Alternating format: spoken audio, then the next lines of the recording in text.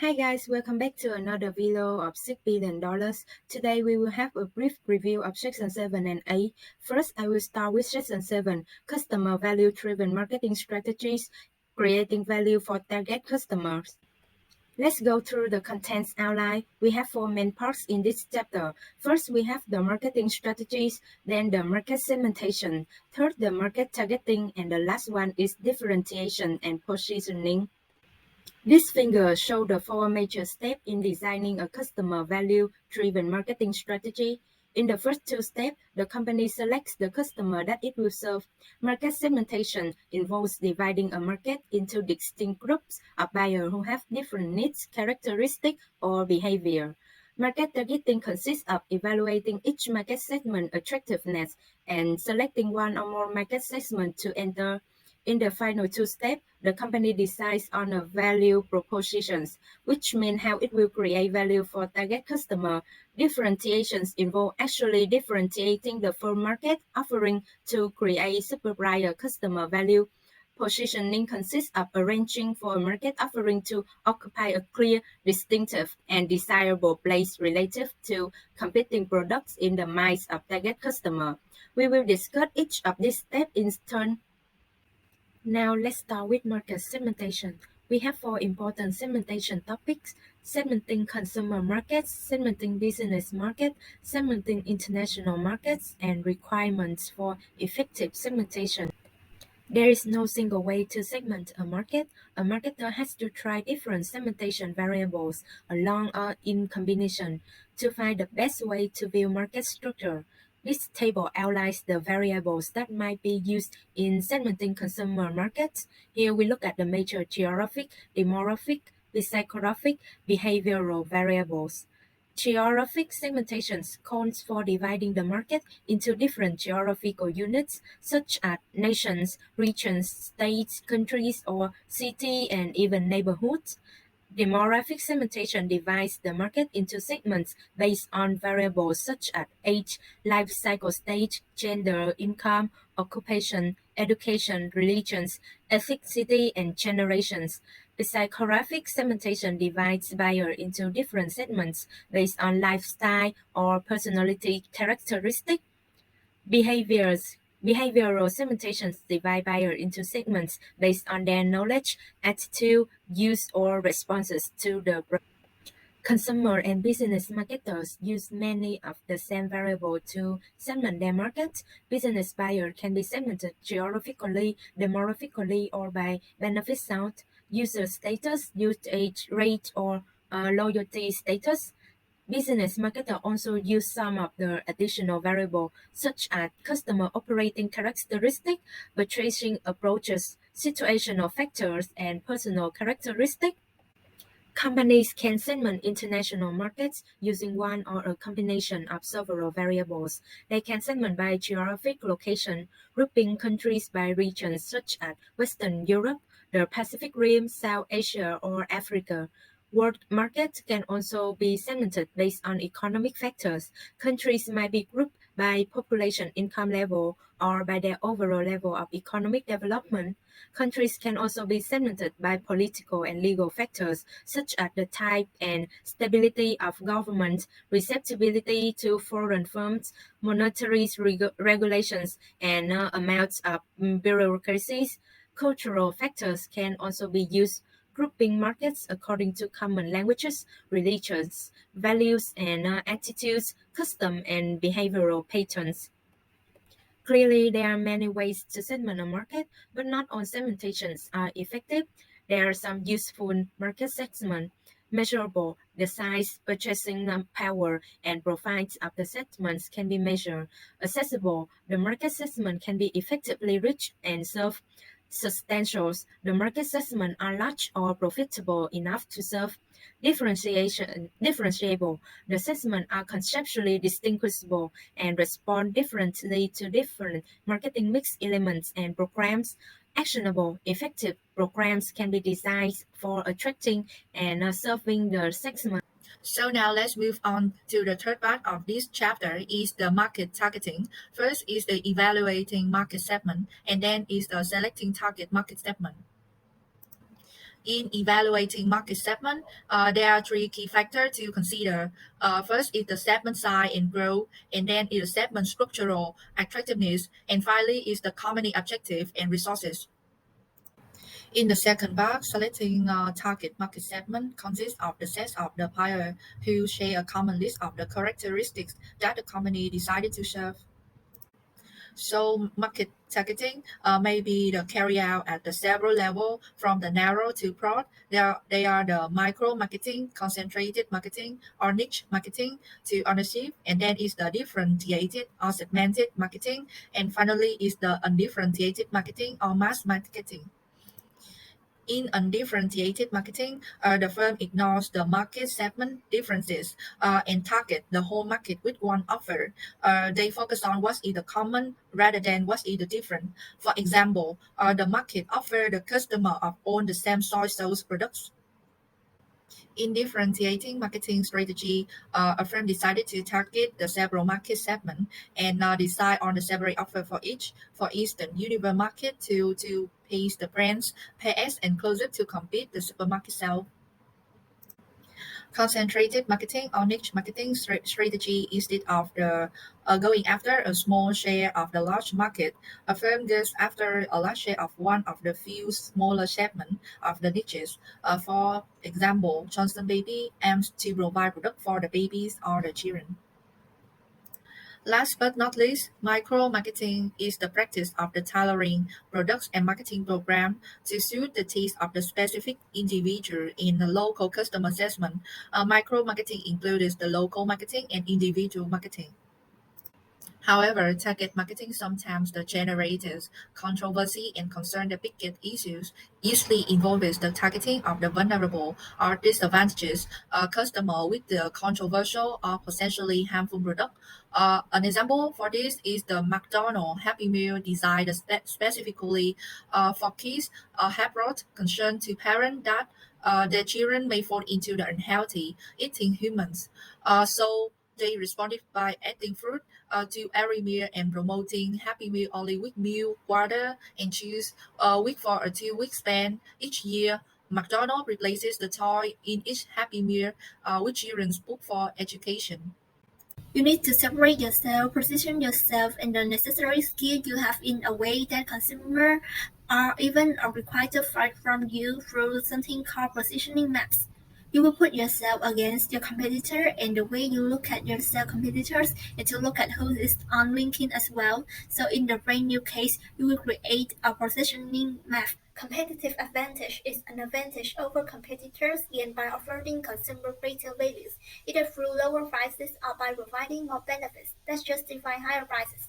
When you're looking at a career from a career standpoint, a lower prices is the salary that you are going to looking for and the benefit that you can bring as well as the company derive from your ability and whether are they willing to pay that salary you're asking for. One way to identify and position yourself is to create a set of possible competitive advantage you have over other person or company. And then choosing the right competitive advantage, you need to ensure that if you are seeking for a position and they have specific requirements, so you must master these talents in classroom or real experience in non-profit work or whatever.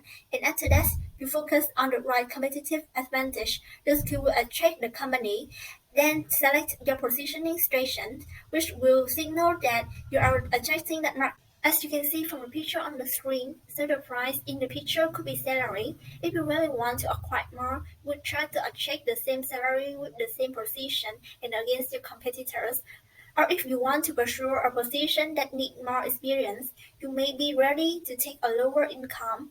For skill sets, the more skill that you have that match with this particular job, the more income that you can command, or the more benefits that you haven't known.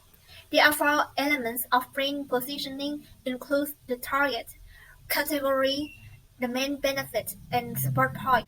There are three ways in communicating and delivering the chosen position. One is to choose a position that you want to work on. Another is to establish yourself there.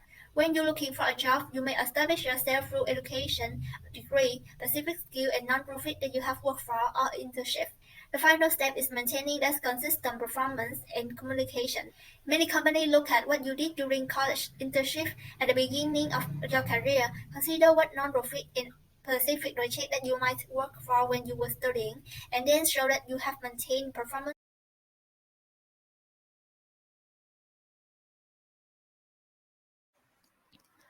Product is anything that can be offered to a market for attention, acquisition, use, or consumption that might satisfy a want or need.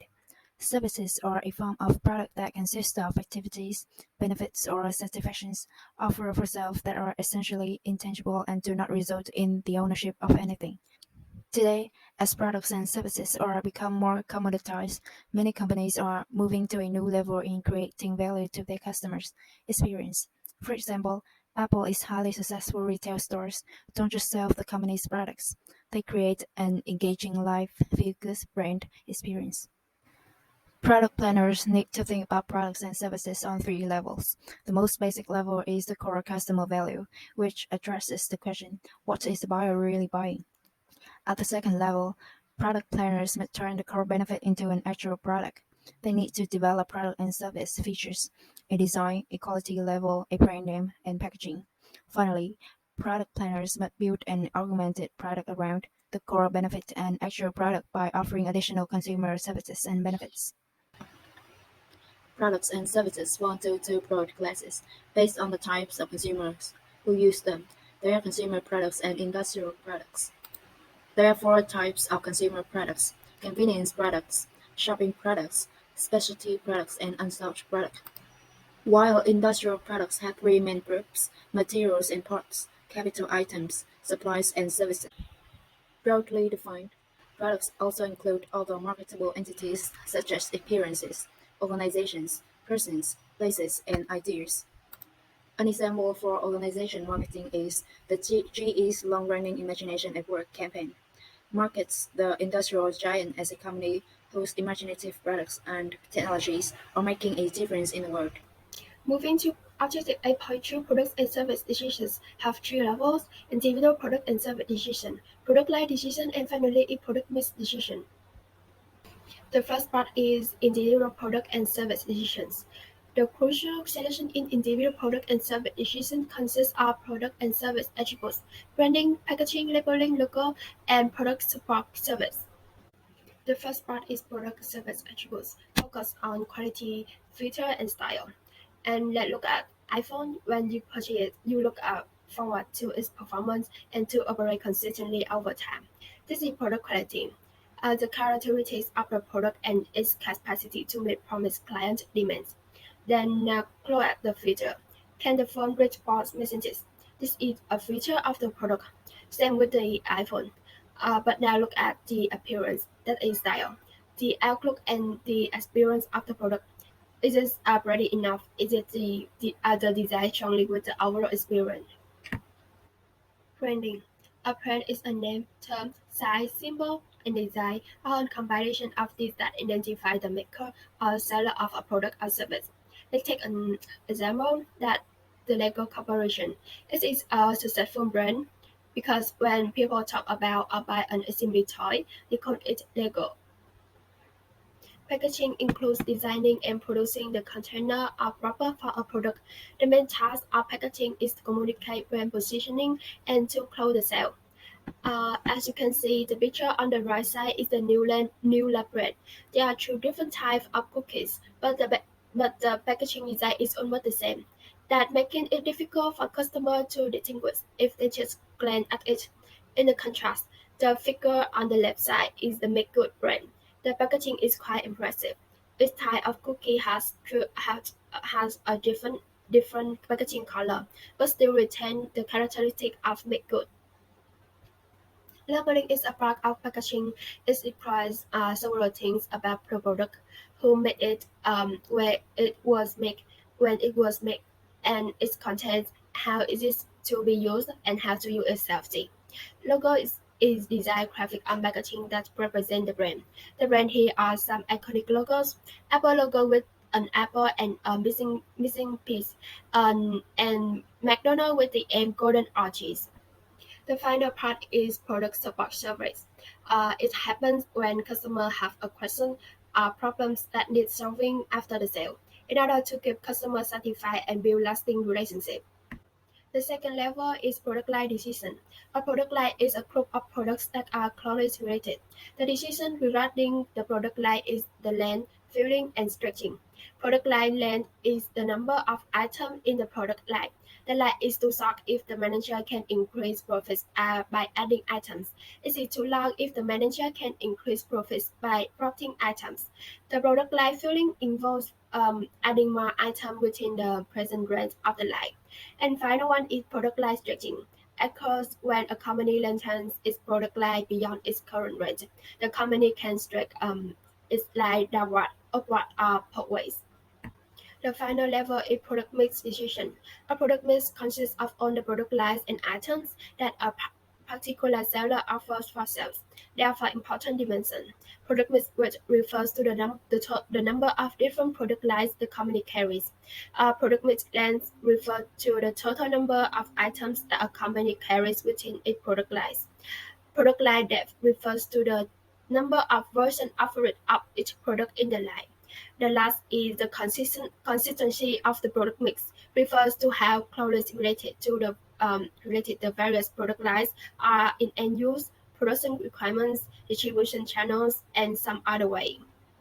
And now let's talk about the service marketing. Service have grown dramatically in recent years. Service now account for almost 80% of the U.S. GDP. Service are growing even faster in the world economy. And the service industry vary greatly. Government offers service through course employment services, hospital, military service, and etc. Private not-for-profit organizations offer service to museums, charities, the churches, the colleges, the foundations, and hospitals. And and now let's talk about the natures and the characteristics of a service. Uh, we will talk about the first two, which name intangibilities and separabilities. Intangibilities is stuff that cannot be seen, taste, feel, heard, hear, or smell before purchases. Inseparability, service cannot be separated from their providers. In intangibilities, for example, people undergoing cosmetic surgeries cannot see the result before the purchase.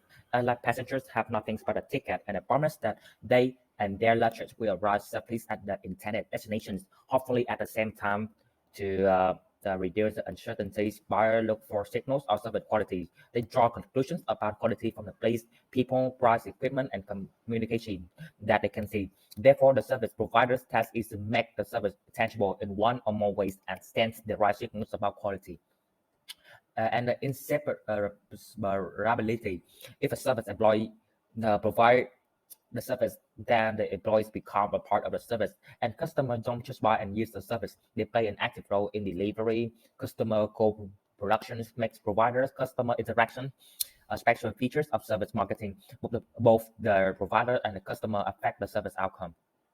And next, we will talk about the variabilities, which mean that the qualities of service depend on who provide them and when, where, and how. And perishabilities, service cannot be stored for later sale or use. About the variability, for example, some hotels such as Marriott have reputations for providing better service than others. Still, within a given Marriott hotels, one registration counter employee may be cheerful and efficient, whereas another standing just a few feet away may be grummy and slow.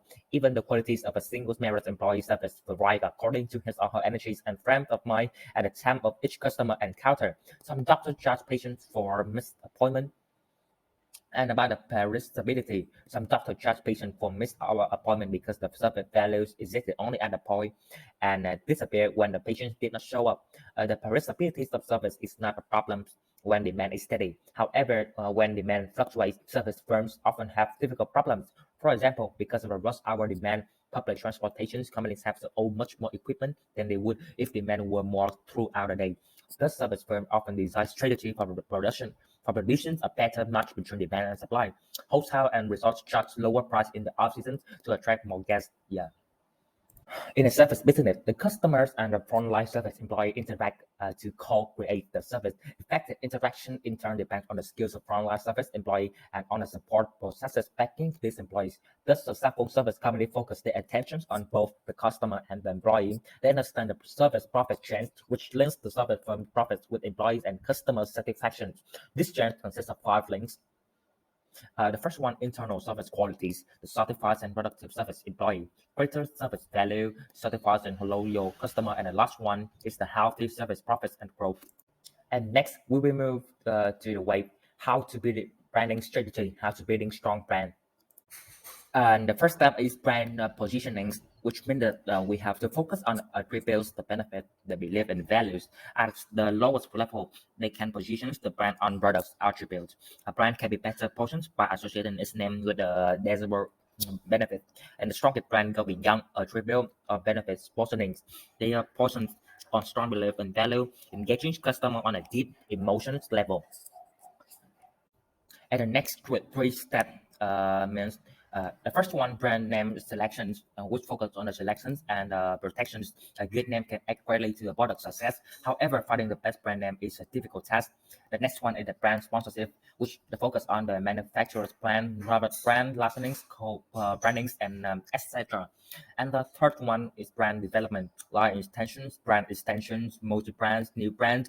A company has 4 choices when it comes to developing brands. It can introduce line extensions, brand extensions, multi-brand, or new brands. And yeah, if we want to build a very strong brand, we have to take this one step by step, and we have to make a very suitable the logic strategies to build. Hope you can success with that. Thank you.